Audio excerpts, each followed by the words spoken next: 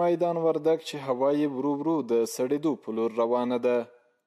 د یاد ولایت پیښو سره د مبارزې آمادګۍ ریاست د ژمي په رانږدې کېدو له 120 اړمنو کورنیو سره د ژمنیو توکو مرسته ترسره کړه. په میدان وردګ ولایت کې 120 هغه کورنۍ دي چې د دغه موسمي یخ له امله د دوی ماشومان د ستونزو سره مخ سوي یا مخ کېږي. د دقیقې سروې نه وروسته نن دغو ته ژمنۍ البسه چې د یونیسف موسسې په همکارۍ او په تفاهم باندې نن ورکول کېږي. په دې کې تقریبا 10 ډوله مختلفې جامې دي، مکمل سیټ ته چې 8000 شاوخوا افغانۍ قیمت لري. نن ورته رسما توضیح شوې. ورته مهال مسؤلین ډاډ ورکوي چې دا به یې له دې اړمنو سره وروستۍ مرسته نه وي، بلکې د ژمي په راتګ ورسره د نورو مرستو پلان هم لري.